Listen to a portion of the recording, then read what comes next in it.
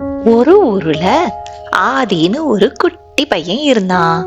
அவன் ரொம்ப ரொம்ப நல்ல பையன், அன்பானவன், எல்லாருக்கும் நிறைய உதவி பண்ணுவான். ஆனா ஆதி கிட்ட ஒரு பெரிய குறை இருந்துச்சு. அவன் சின்ன சின்ன விஷயத்துக்கு கூட கோபப்படுவான். தான் கோபத்தை எப்படி கட்டுப்படுத்தணும்னே ஆதிக்கு தெரியாது. அவன் அம்மா அப்பா அவனுக்கு சொல்லி கொடுத்தாங்க, அவனோட ஆசிரியர்கள்லாம் அவனுக்கு அறிவுரை சொன்னாங்க. ஆனா பாவம் ஆதியால கோபத்தை மாத்திக்கவே முடியல. ஆதிக்கு ரொம்ப ரொம்ப பிடிச்ச ஒரு நண்பன் இருந்தான். ஒரு நாள் பள்ளியில அந்த நண்பனுக்கும் அவனுக்கும் சண்டை வந்துச்சு. அந்த சண்டையில நண்பனை அடிச்சிட்டான். அந்த நண்பன் ரொம்ப வருத்தப்பட்டுட்டு அந்த நாள்ல இருந்து ஆதி கிட்ட பேசுறதையே நிறுத்திட்டான். பாவம் ஆதிக்கு இப்ப யாருமே நண்பர்கள் இல்லாம ஆயிட்டாங்க.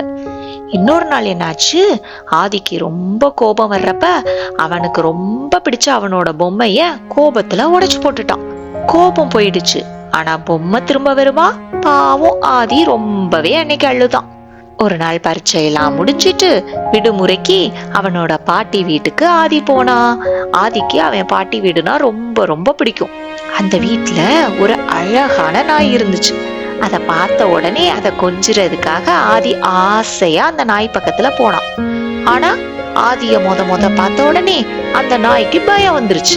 பயத்தினால அந்த நாய் என்ன செஞ்சுச்சு, ஆதிய பார்த்து விடாம குறைக்க ஆரம்பிச்சிச்சு. அது குறைக்கிறத கேட்க கேட்க நம்ம ஆதிக்கு ரொம்பவே கோபம் வந்துருச்சு. கோபத்துல பக்கத்துல இருக்கிற ஒரு கல்லை எடுத்து அந்த நாய் மேல தூக்கி எறிஞ்சான். அந்த நாய் இவன் கல்ல வீசுறத பார்த்த உடனே, போச்சு, இவன் உண்மையாவே பேட் பாய் தான் போல, நம்மளை என்னவோ செய்யதான் வந்திருக்கான், துரத்துடா அவனை அப்படின்னு சொல்லிட்டு குட்டு குடுன்னு அவனை கடிக்கிறதுக்காக துரத்திக்கிட்டே போச்சு. ஆதிக்கு ரொம்ப ரொம்ப பயம் வந்துருச்சு.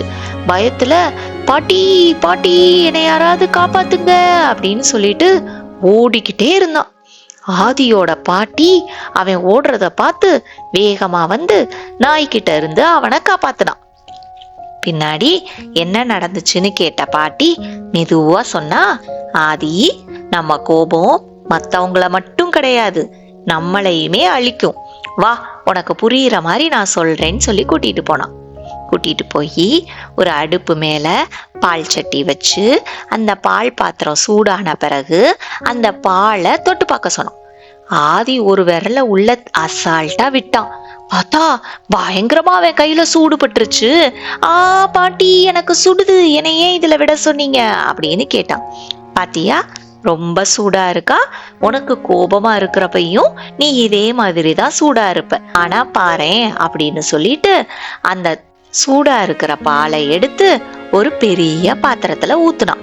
ஒரு 2 நிமிஷத்திலே பார்த்தா அந்த பால் சூடு குறைஞ்சு வெது வெதுன்னு குடிக்கிற மாதிரி ஆயிடுச்சு. அதை பார்த்த உடனே ஆதிக்கு ரொம்ப ஆச்சரியமா இருந்துச்சு. பால் சூடா இருக்கிறப்ப குடிக்கணும்னு நினைச்சா நம்ம என்ன செய்யறோம், ஒரு பெரிய பாத்திரத்துல அதை ஊத்தி வைக்கிறோமா? அந்த மாதிரி கோபம் வர்றப்ப மூச்சை நல்லா உள்ள இழுத்து வெளிய விட்டு உனக்கு பிடிச்ச விஷயங்களை யோசித்தனா உன் கோபம் குறைஞ்சே போயிடும்னு சொல்றான். ஆதியும் அதுக்கப்புறம் அவனுக்கு கோபம் வர்றப்பெல்லாம் அதே மாதிரியே செய்ய ஆரம்பிச்சான். கோபக்கார ஆதி இப்ப குட் பாய் ஆதியா மாறிட்டான். குழந்தைங்களா, நீங்களும் மறக்காதீங்க, ஆறுவது சினம்.